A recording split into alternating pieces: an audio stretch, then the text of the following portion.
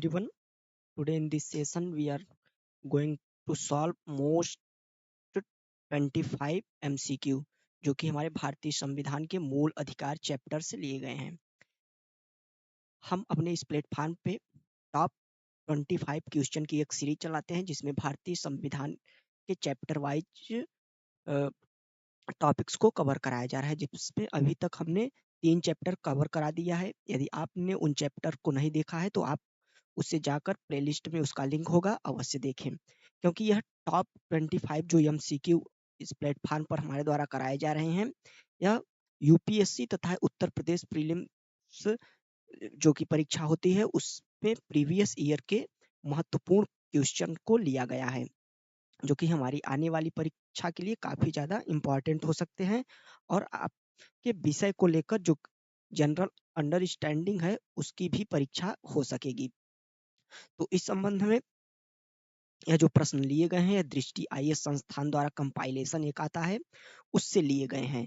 तो यह सेशन हमारे लिए काफी महत्वपूर्ण होने जा रहा है। तो चलिए चलते हैं अपने प्रश्नों की ओर और एक एक करके प्रश्नों को अच्छे से पढ़ते हैं, रीड करते हैं और उसके बाद उसका उत्तर देते हैं। और आप भी काउंट करते जाइए कि आपने 25 में से कुल कितने प्रश्नों को सही किया। भारतीय संविधान में जो हमारा मूल अधिकार चैप्टर है काफी इंपॉर्टेंट चैप्टर है, जिससे लगातार परीक्षा में प्रश्न आते रहे हैं। तो चलिए स्टूडेंट चलते हैं अपने प्रश्नों की ओर। तो आज का हमारा पहला प्रश्न है स्टूडेंट, निम्नलिखित में से किनको अधिकार के प्रमुख लक्षण के रूप में माना जाएगा। तो स्टूडेंट देखिए, आप इस प्रश्न को देखकर समझ सकते हैं कि इस प्रश्न का नेचर किस प्रकार से है। आज का हमारा जो एग्जाम है वह काफी टफ होता चला जा रहा है और वह प्रश्नों को जो है वह एक फैक्चुअल न पूछकर जनरल अंडरस्टैंडिंग पर प्रश्नों को पूछ रहे हैं। तो इस प्रकार के जो प्रश्न है जो कि राज व्यवस्था की गहरी समझ को जो है वह परखने की कोशिश करते हैं। तो इस प्रकार के प्रश्नों का प्रैक्टिस जो है वह करना काफी अनिवार्य है, इसीलिए इन सब प्रश्नों को चुनकर हम आपके सामने लेकर आ रहे हैं। तो इस प्रश्न को पढ़ते हैं और समझते हैं कि कहना क्या चाह रहा है। तो यह कहना चाह रहा है कि निम्नलिखित में से, यानी कि जो ऑप्शन दिए गए हैं, अधिकार के प्रमुख लक्षण के रूप में माना जाएगा। तो अधिकार के प्रमुख लक्षण के रूप में किसे माना जाएगा? तो यदि हम देखें तो पहला स्टेटमेंट पढ़ते हैं, तो अधिकार व्यक्ति का समाज और सरकार से दावा है, यानी कि जो व्यक्ति होता है वह समाज से और सरकार से कुछ दावे कर सकता है कि इस यह हमें चाहिए क्योंकि यह हमारा अधिकार है। तो आप अगर इस प्रकार से स्टेटमेंट को पढ़ेंगे तो अवश्य ही प्रश्न का जो सही उत्तर होगा उस तक पहुंच जाएंगे। तो पहला स्टेटमेंट है रहा जो कि हमारा स्टेटमेंट सही दिख रहा है। सेकेंड स्टेटमेंट पढ़ते हैं तो हमें पता चलता है कि अधिकार व्यक्ति का कर्तव्य बोध है, कर्तव्य बोध है। कर्तव्य बोध और अधिकार, कर्तव्य और अधिकार दो अलग अलग चीजें हैं, इसलिए यह हमारा जो सेकेंड स्टेटमेंट है वह गलत हो जाता है इस आधार पर। थर्ड स्टेटमेंट पढ़ते हैं तो यह पता चलता है कि अधिकार व्यक्ति पर युक्त युक्त निर्बंधन, युक्त युक्त निर्बंधन है, यानी अधिकार जो है वह व्यक्ति पर जो रीजनेबल रिस्ट्रिक्शन है वह है। तो ऐसा भी नहीं है, अधिकार जो है वह व्यक्ति पर निर्बंधन नहीं लगाता। हालांकि यह प्रश्न आप देख सकते हैं कि किस प्रकार से बहुत ज्यादा कॉम्प्लिकेटेड बनाया गया है, क्योंकि हमारे जब हम फंडामेंटल राइट पढ़ते हैं तो हमें कुछ जो रीजनेबल रिस्ट्रिक्शन है उनके बारे में पढ़ाया जाता है। तो इसीलिए यह एग्जामिनर द्वारा कोशिश की जा रही है कि स्टूडेंट इन सब प्रकार के स्टेटमेंट में फंसे। तो इसलिए लेकिन यह हमारा जो स्टेटमेंट है गलत है, क्योंकि जो अगर पूर्ण अधिकार होगा तो वह किसी भी प्रकार का रिस्ट्रिक्शन नहीं अलाउ करेगा। फोर्थ स्टेटमेंट पढ़ते हैं तो अधिकार लोगों के तार्किक दावे हैं, अधिकार लोगों के तार्किक दावे हैं जिन्हें समाज से स्वीकृति मिली होती है। तो तार्किक दावों से हमारा तात्पर्य है कि अधिकार सिर्फ वही होंगे जो रीजनेबल हो, कोई ऐसा नहीं कर सकता कुछ भी कि यह हमें चाहिए और हमारा अधिकार है। तो इस प्रकार से जो दावे होने चाहिए वो तार्किक होने चाहिए। तो यह भी स्टेटमेंट हमारा सही दिख रहा है। तो इस आधार पर यदि हम देखें तो हमारा स्टेट जो सही ऑप्शन है वह होगा ऑप्शन सी। तो इस प्रकार हमारा इस प्रश्न का ऑप्शन सी सही उत्तर होगा। चलते हैं नेक्स्ट प्रश्न की ओर। अगला प्रश्न है हमारा, निम्नलिखित कथनों पर विचार करें। पहला स्टेटमेंट है, अधिकार हमें बाध्य करते हैं कि हम अपनी निजी जरूरतों और हितों की ही न सोचें, कुछ ऐसी चीजों की भी रक्षा करे जो हम सब के लिए हितकर हो। क्या बोल रहा है कि अधिकार हमें बाध्य करते हैं, अधिकार हमें बाध्य करते हैं कि हम अपनी निजी जरूरतों और हितों को ही न सोचें, कुछ ऐसी चीजों को भी उनकी भी जो है वह रक्षा करें जो हम सबके लिए हितकर हैं। तो यह सस्टेनेबल डेवलपमेंट जैसी कुछ बातें बोल रहा है। तो यह आप जान सकते हैं, यदि इसको अच्छे से पढ़ेंगे तो अधिकार वही है जो कि अपनी आने वाली पीढ़ियों के लिए कुछ ऐसी चीजों को भी बचा कर रखे जो हमारे लिए हितकर हो। तो इस प्रकार से देखें तो हमारा जो पहला स्टेटमेंट है वह बिल्कुल ही सही है। सेकंड स्टेटमेंट पढ़ते हैं। तो सेकंड स्टेटमेंट है कि अधिकार यह अपेक्षा करते हैं कि हम अन्य लोगों के अधिकारों का सम्मान करें। तो यह बिल्कुल ही सही स्टेटमेंट है, क्योंकि अधिकार वही होता है जो कि दूसरे के अधिकारों का हनन ना करे। तो इस प्रकार हमारा स्टेटमेंट 2 भी सही है। तीसरा स्टेटमेंट पढ़ते हैं स्टूडेंट। तो तीसरा स्टेटमेंट है टकराव की स्थिति में हमें अपने अधिकारों को संतुलित नहीं करना चाहिए। तो यह पूरी तरीके से निगेटिव स्टेटमेंट दिख रहा है। तो हमारा जो आप स्टेटमेंट तीसरा है वह गलत हो जाता है और इस प्रश्न का सही उत्तर ऑप्शन बी होगा। तो काफी ज्यादा जो इस प्रश्नों का जो नेचर है वो काफी ज्यादा थ्योरेटिकल लग रहा है और काफी ज्यादा अंडरस्टैंडिंग बेस्ड है और आजकल परीक्षाओं में इसी प्रकार के प्रश्न स्टूडेंट पूछे जा रहे हैं। तो इसीलिए इस प्रकार के प्रश्नों का चुनाव किया गया है ताकि आपकी जनरल अंडरस्टैंडिंग जो सब्जेक्ट को लेकर है वह पता चल सके।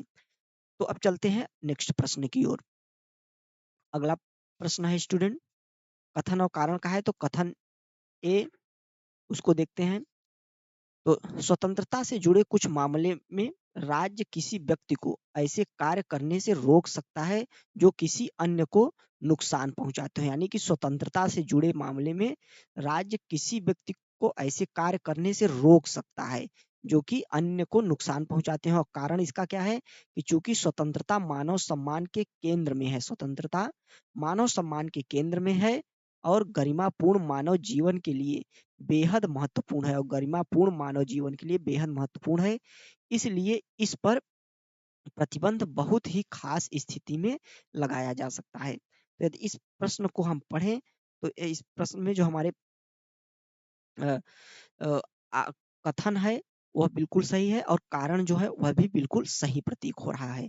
तो इस आधार पर और इसका जो है वह सही स्पष्टीकरण भी दे रहा है। तो हमारा ऑप्शन जो है इस प्रश्न का ऑप्शन ए सही हो जाएगा। चलते हैं नेक्स्ट प्रश्न की ओर।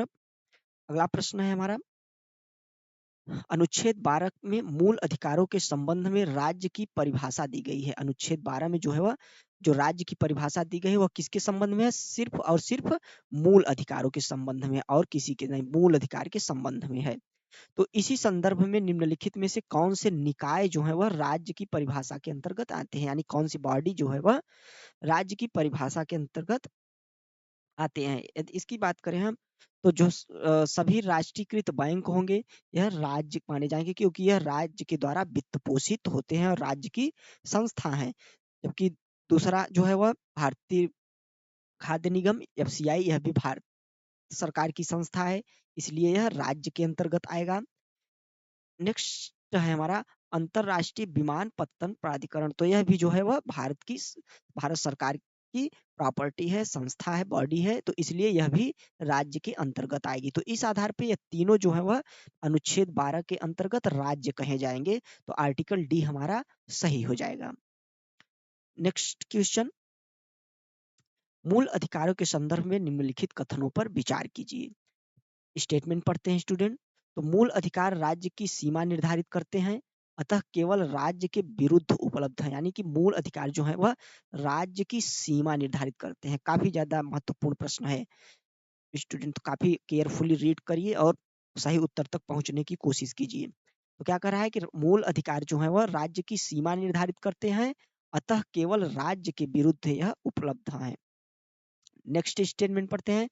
तो आर्टिकल 13 अनुच्छेद 13 सर्वोच्च न्यायालय और उच्च न्यायालयों को यह अधिकार प्रदान करता है कि वे किसी भी मूल अधिकार के उल्लंघन के आधार पर किसी विधि को गैर संवैधानिक या अवैध घोषित कर सकते हैं। तो इस प्रश्न को यदि हम देखें तो इस संबंध में जो हमारा सही प्रश्न है तो वह सही उत्तर क्या होगा? तो जो हमारा आप स्टेटमेंट डी दिख रहा है वह बिल्कुल सही है, जबकि स्टेटमेंट जो हमारा पहला है वह गलत है। तो मूल अधिकार जो है वह सिर्फ और सिर्फ केवल राज्यों के विरुद्ध उपलब्ध नहीं है। तो इस संबंध में जो है वह हमारा पहला स्टेटमेंट गलत हो जाता है। जैसे कि यदि हम बात करें तो इस फर्स्ट स्टेटमेंट में आर्टिकल जो है वह आर्टिकल 17 का उदाहरण ले सकते हैं। तो 17 जो है वह अस्पृश्यता के उन्मूलन से संबंधित है। तो अस्पृश्यता का जो उन्मूलन होगा वह सिर्फ कानून राज्य के द्वारा बनाई, जबकि उसका पालन नागरिकों के द्वारा किया जाएगा। तो इस प्रकार से यह कार्य करता है। तो हमारा जो पहला स्टेटमेंट है गलत है। तो इस आधार पर इस प्रश्न का सही उत्तर होगा ऑप्शन बी। नेक्स्ट प्रश्न, सूची 1 को सूची 2 से मिलाना है। तो इसको देखते हैं। मूल अधिकार है उसके कुछ अनुच्छेद हैं। तो यह एक फैक्चुअल क्वेश्चन है जो कि हमारी स्टेट परीक्षा की दृष्टि से महत्वपूर्ण हो जाता है।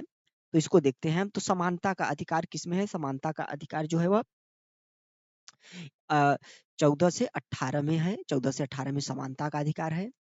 नेक्स्ट यदि बात करें तो स्वतंत्रता का अधिकार, तो स्वतंत्रता का अधिकार हमारा 19 से 22 तक है।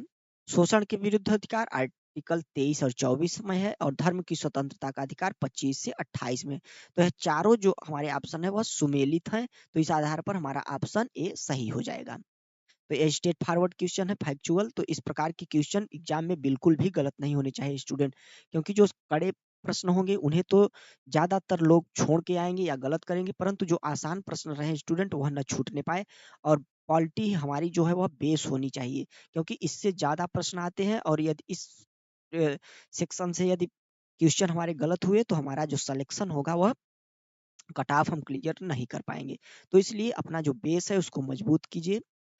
तो इस प्रकार के स्ट्रेट फॉरवर्ड क्वेश्चन गलत बिल्कुल भी नहीं होने चाहिए। नेक्स्ट क्वेश्चन की ओर चलते हैं। अगला क्वेश्चन है स्टूडेंट, विधि के समक्ष समता तथा विधि के समान संरक्षण के संदर्भ में निम्नलिखित कथनों पर विचार कीजिए। 2023 पीटी यूपीएससी प्रीलिम्स परीक्षा का एक महत्वपूर्ण प्रश्न, हालांकि यह प्रश्न नहीं आया था, इससे मिलता जुलता प्रश्न आया था। तो काफी ज्यादा कॉन्सेप्चुअल क्लियरिटी पर प्रश्न पूछे जा रहे हैं स्टूडेंट, तो इसलिए काफी ज्यादा इंपॉर्टेंट हो जाता है। रीडिंग जो है वह अच्छे से होनी चाहिए।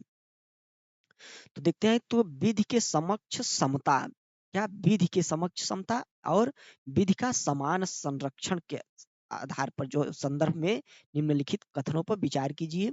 तो पहला स्टेटमेंट है कि अनुच्छेद 14 किसी भी परिस्थिति में किसी व्यक्ति के साथ किसी भी भेदभाव का निषेध करता है, क्योंकि यह विधि के समक्ष समता से तथा विधियों के समान संरक्षण से संबंधित है।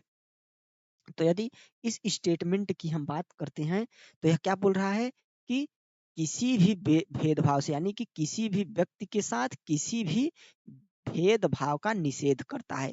तो यहाँ किसी भी भेदभाव का निषेध करता है, तो यह गलत है, क्योंकि जो हमारा आर्टिकल 14 है उसमें जो है वह कुछ आधारों पर जो है वह विभेद की बात करता है।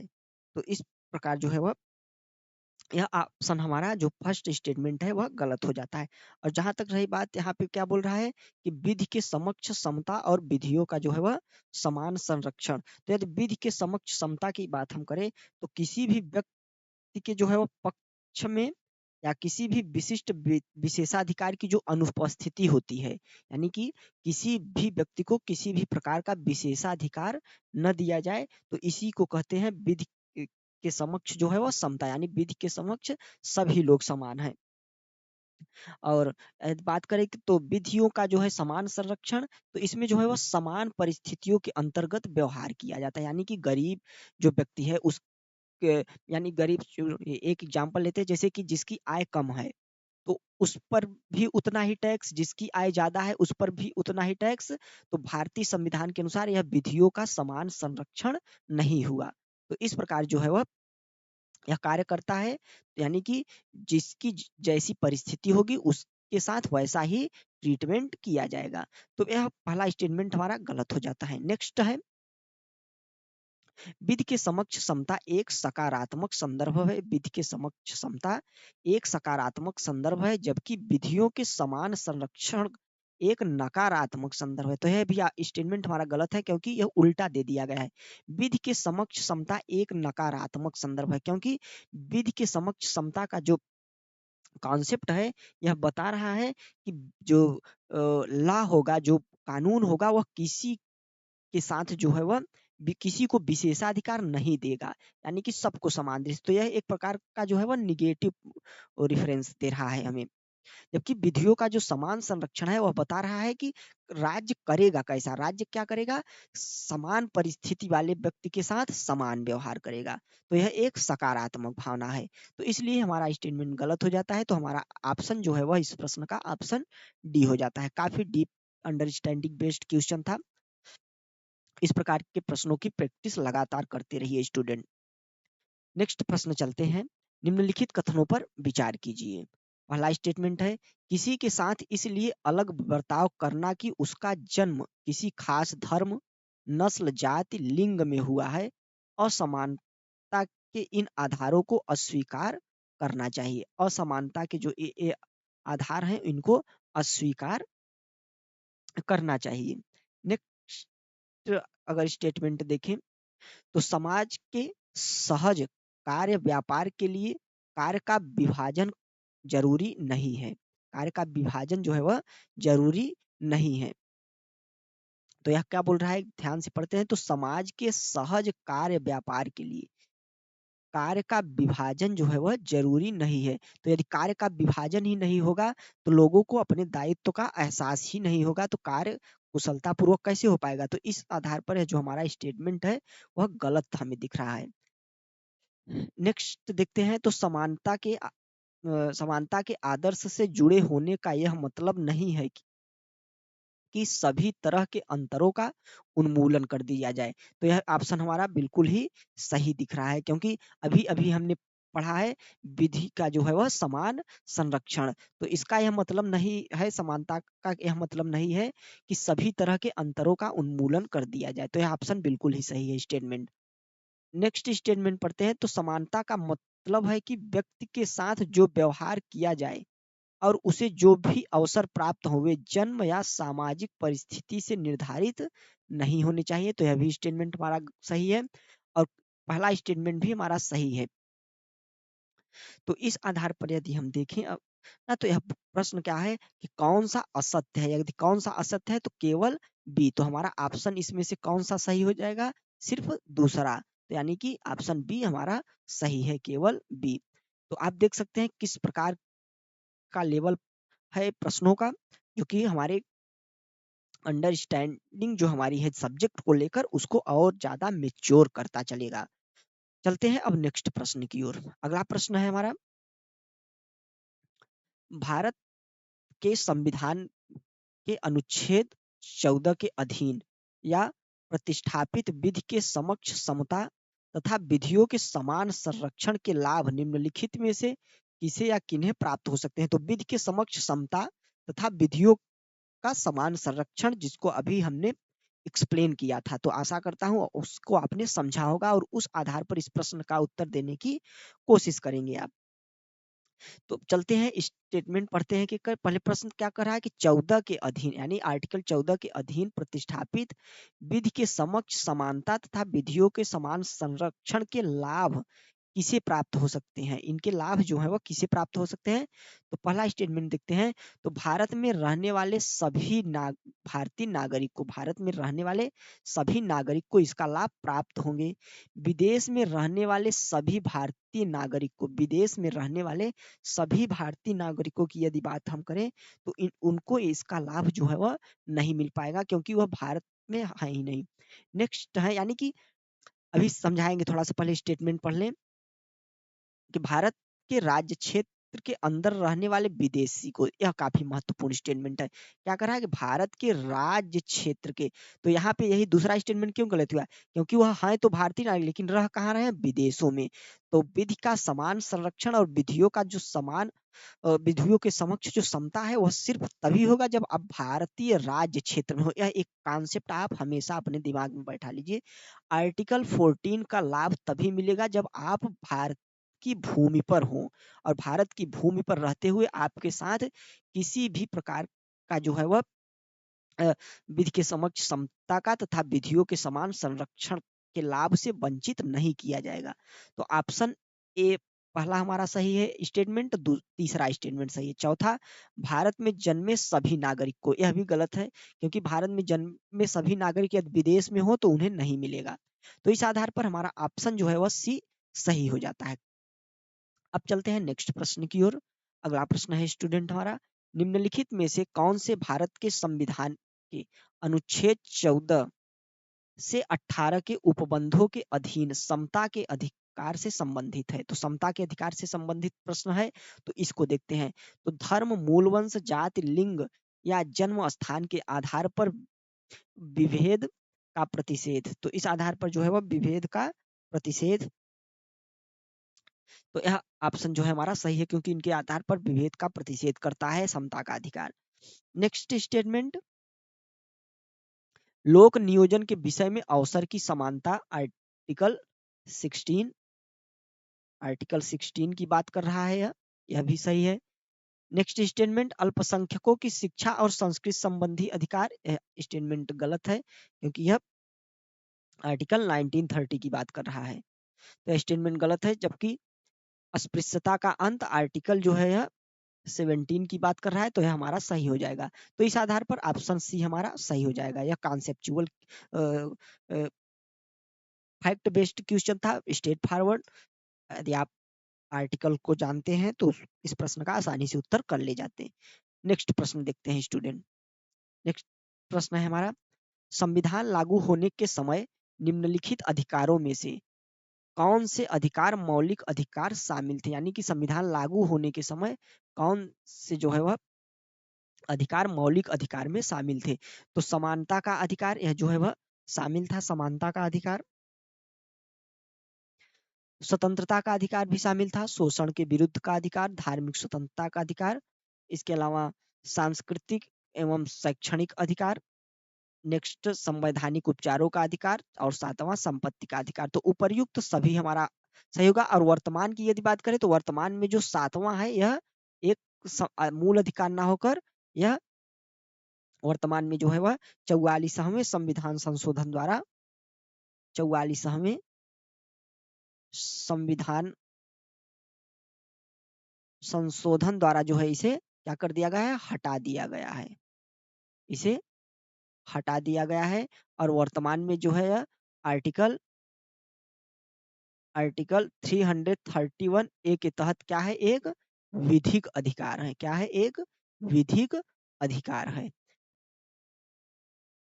तो इस प्रकार जो है हमारा संविधान लागू होने के समय 7 थे, जबकि वर्तमान में 6 ही रह गए हैं। और 7वां कैसे हटा, कब हटा, तो इस संबंध में यह रहा आपका एक्सप्लेनेशन। तो इस प्रकार हमारा ऑप्शन डी सही हो जाएगा। नेक्स्ट क्वेश्चन चलते हैं। विधि के समक्ष समता के संदर्भ में निम्नलिखित कथनों पर विचार कीजिए। विधि के समक्ष समता जहां पे आए आप जान लीजिए क्या है, आर्टिकल 14 की बात चल रही है। तो प्रत्येक नागरिक विधि के समक्ष समान होते हैं, प्रत्येक नागरिक जो है वह विधि के समक्ष समान होते हैं।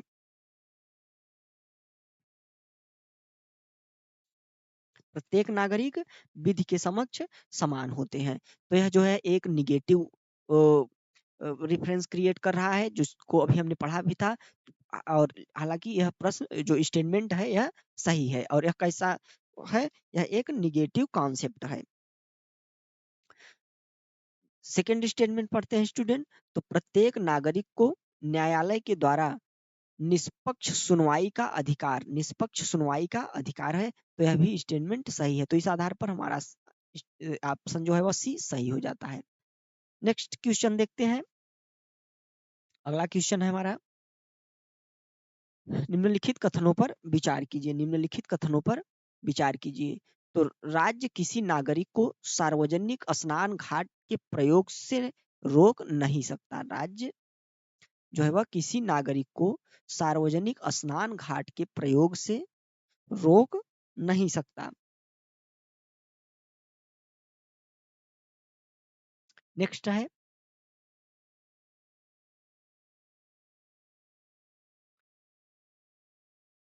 आर्टिकल 15, राज्य को सामाजिक और शैक्षणिक रूप से कमजोर वर्ग के नागरिकों के लिए कोई विशेष प्रावधान करने से नहीं रोक सकता है। यानी कि आर्टिकल 15 कह रहा है कि राज्य सामाजिक और शैक्षणिक रूप से कमजोर वर्गों के लिए, सामाजिक और शैक्षणिक रूप से जो है वह कमजोर वर्गों के लिए अ, कोई विशेष प्रावधान, यानी कि विशेष प्रावधान करने से नहीं रोक सकता। तो इस प्रकार यदि देखें तो सामाजिक और शैक्षणिक दृष्टि से आरक्षण भारतीय संविधान द्वारा दिया गया है और विशेष प्रावधान जो है वह किए जा रहे हैं।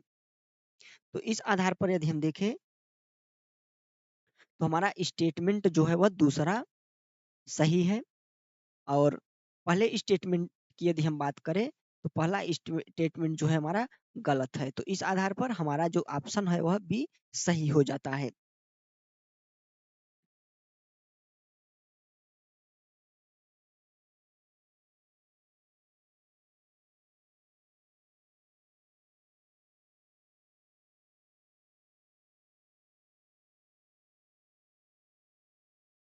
तो काफी ये जो पहला स्टेटमेंट है काफी कंफ्यूजिंग सा लग रहा है, क्योंकि यदि आपने डीपली जो है इसको पढ़ा होगा आर्टिकल 14 और 15 को, तो आप जानते होंगे कि कुछ रीजनेबल रिस्ट्रिक्शंस लगाए गए हैं हमारे फंडामेंटल राइट्स पर। तो उन्हीं रीजनेबल रिस्ट्रिक्शंस के कारण जो है वह अ, अ, यह पहला स्टेटमेंट जो है गलत हो रहा है कि नहीं रोक सकता है। तो यानी कि वह रोक सकता है, राज्य किस आधार पर रोक सकता है।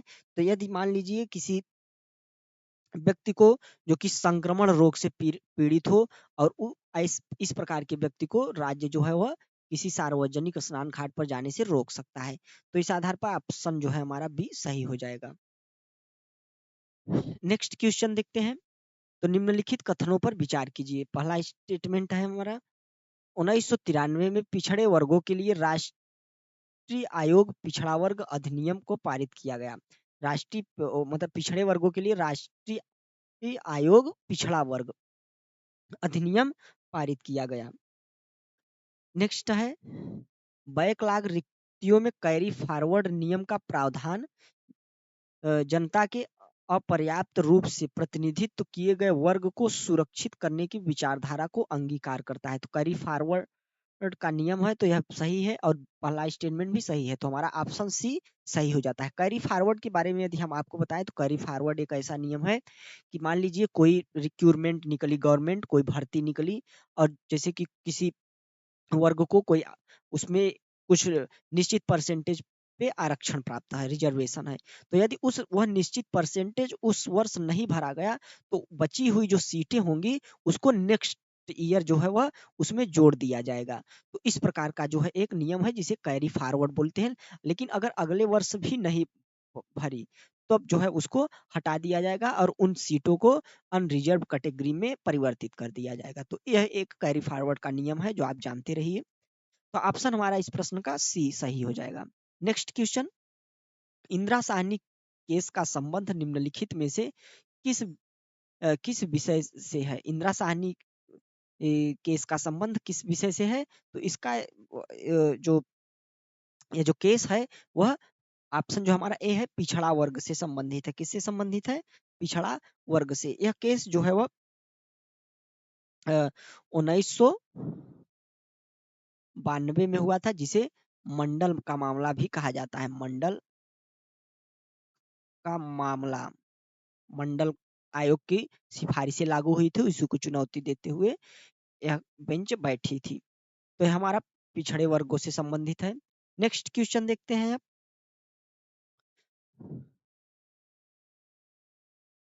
नेक्स्ट क्वेश्चन स्टूडेंट, भारतीय संविधान के अनुच्छेद 17 के संदर्भ में निम्नलिखित कथनों पर विचार कीजिए। भारतीय संविधान के अनुच्छेद 17 के संदर्भ में निम्नलिखित कथनों पर विचार कीजिए। पहला स्टेटमेंट है, एक व्यक्ति जिसे अस्पृश्यता के तहत दोषी करार दिया जाए, संसद या राज्य विधानमंडल का चुनाव नहीं लड़ सकता है। तो यह ऑप्शन हमारा बिल्कुल सही है। नेक्स्ट, सिविल अधिकार संरक्षण अधिनियम 1955 व्यक्तियों के सामाजिक बहिष्कार या धार्मिक सेवा से उनके बहिष्कार को अस्पृश्यता के तहत अपराध मानता है। सामाजिक बहिष्कार और इसके अलावा सामाजिक बहिष्कार और धार्मिक सेवाओं से उनके बहिष्कार को अस्पृश्यता के तहत अपराध मानता है। तो यह बिल्कुल ही गलत है। यानी कि यदि मान लीजिए कोई धार्मिक अनुष्ठान चल रहा है और उस धर्म से न संबंधित व्यक्ति वहां पे जाकर बैठने की कोशिश करे, बोले हम भी, तो वहां पर उसे रोका जा सकता है। तो यह अस्पृश्यता के तहत अपराध नहीं है। तो आप ये जो हमारा स्टेटमेंट दूसरा है यह गलत है। तो इस आधार पर ऑप्शन ए हमारा सही होगा।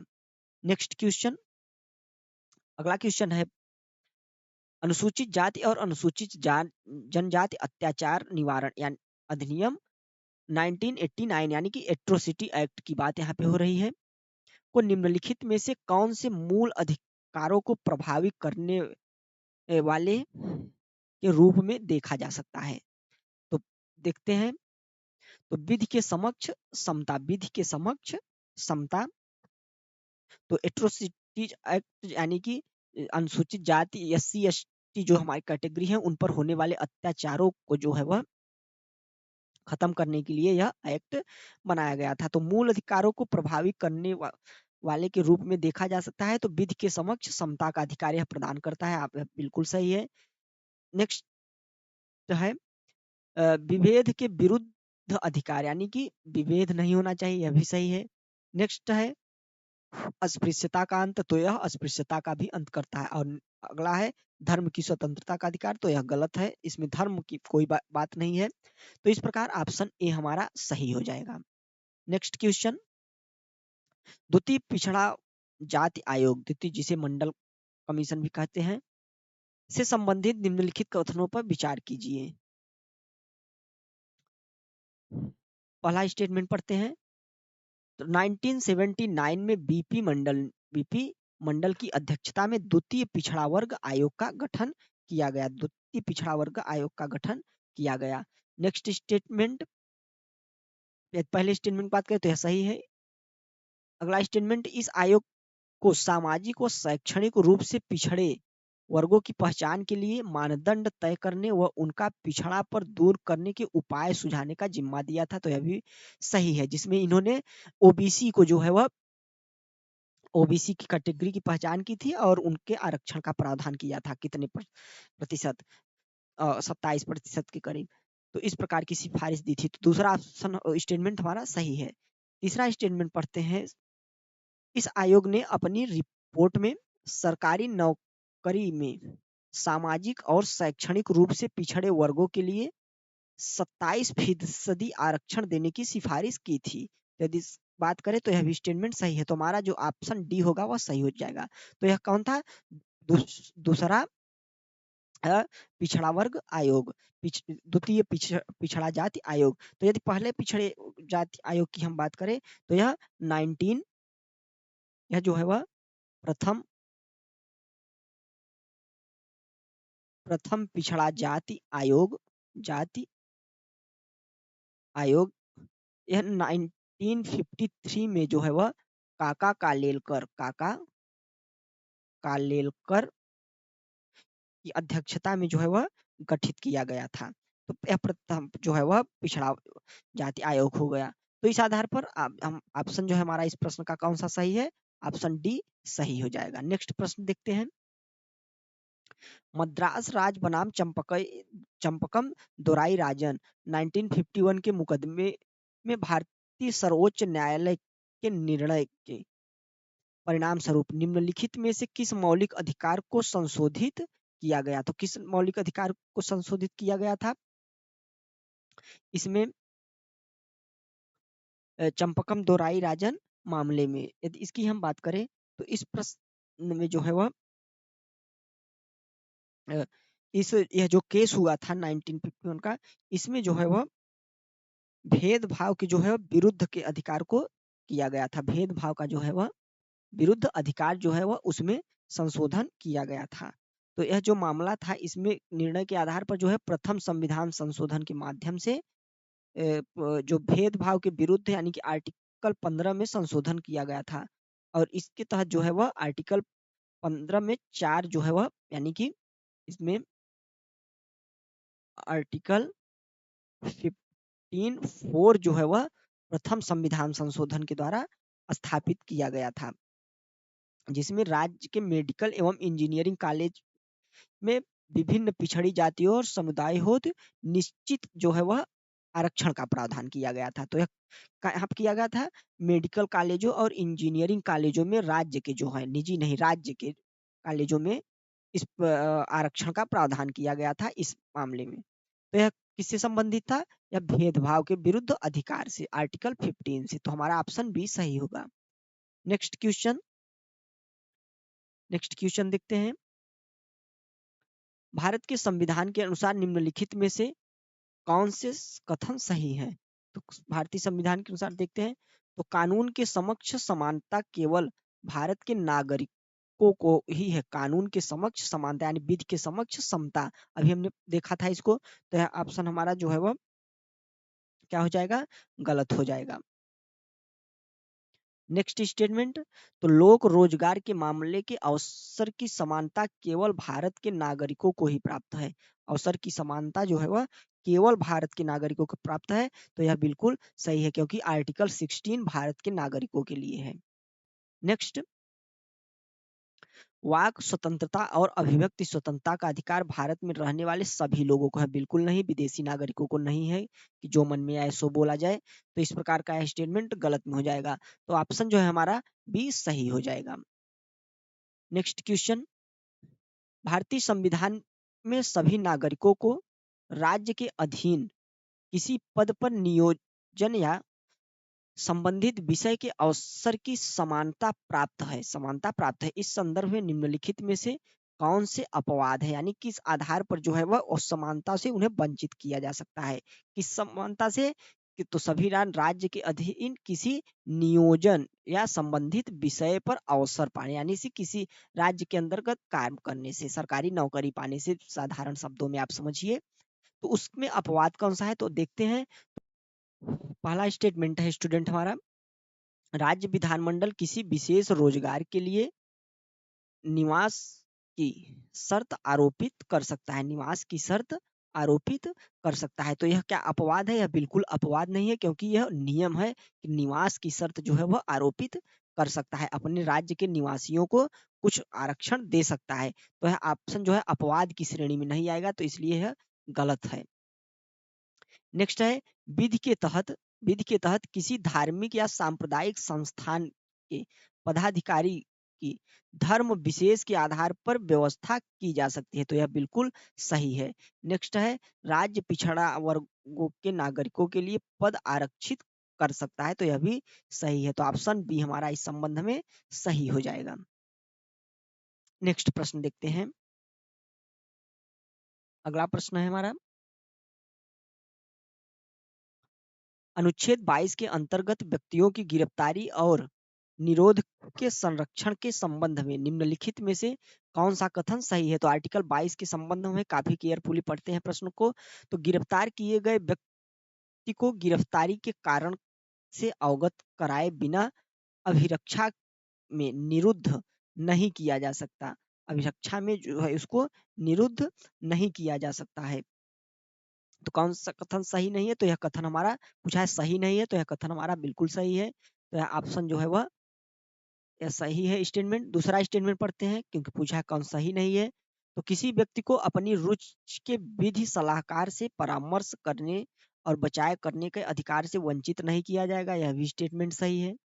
तीसरा स्टेटमेंट पढ़ते हैं, तो गिरफ्तार किए गए तथा अभिरक्षा में निरुद्ध किए गए प्रत्येक व्यक्ति को उसकी गिरफ्तारी से 1 सप्ताह की अवधि में निकटतम मजिस्ट्रेट के समक्ष प्रस्तुत कराया जाएगा। तो यह बिल्कुल गलत है, क्योंकि 1 सप्ताह नहीं 24 घंटे के अंदर कराया जाएगा। तो पूछा है कौन सही नहीं है, तो ऑप्शन सी हमारा इस प्रश्न का सही हो जाएगा। चौथा प्रश्न पढ़ने की जरूरत ही नहीं है, क्योंकि वह सही है। नेक्स्ट क्वेश्चन देखते हैं। भारत के संविधान के अनुच्छेद 21 के अंतर्गत है, क्या है अनुच्छेद के अंतर्गत, तो विपरीत लिंग यानी ट्रांसजेंडर के अधिकार जो है वह क्या भारत के अनुच्छेद 21 के अंतर्गत है, तो बिल्कुल जी उसके अंतर्गत है। नेक्स्ट, क्राइन क्राइनियो क्राइनियोपैगस जुड़वाओं के अधिकार, क्राइनियोपैगस जुड़वाओं के अधिकार यानी जो जुड़वा होते हैं बच्चे उनके, तो यह भी स्टेटमेंट सही है, सभी के हैं। और तीसरा है कि बच्चों को जन्म देने का मंदित मना, महिलाओं के अधिकार देने का मंदित मना, यानी कि बच्चों को जन्म देने का मंदित मना, यानी कि जो महिलाएं दिमाग से थोड़ा कमजोर होती हैं उनका अधिकार, तो यह इनका भी अधिकार इसमें है, क्योंकि यह गरिमा का अधिकार है और गरिमा सभी व्यक्तियों की होती है। तो इस आधार पर ऑप्शन जो है हमारा डी सही हो जाएगा। नेक्स्ट प्रश्न देखते हैं, और यह संभवतः हमारा आज का जो है वह आखिरी प्रश्न होगा, या तो एक आध प्रश्न और होंगे, देख लेते हैं। इसके बाद एक प्रश्न और है, तो इसको देखते हैं, सेकेंड लास्ट प्रश्न है। तो निम्नलिखित में से कौन से भारत के संविधान में दिए गए मूल अधिकारों के संबंध में नहीं रखते, संबंध नहीं रखते, किससे, मूल अधिकार से संबंध नहीं रखते। तो पहला स्टेटमेंट, 6 से 14 वर्ष की आयु वाले सभी बच्चों के लिए निःशुल्क शिक्षा अनिवार्य है, तो यह मूल अधिकार से इनका संबंध है, क्योंकि आर्टिकल 21 ए के तहत जो है वह यह एक मूल अधिकार है। तो ऑप्शन जो है यह तो हमारा स्टेटमेंट सही है। ऐसे में पूछा कौन सही नहीं है, तो आगे पढ़ते हैं।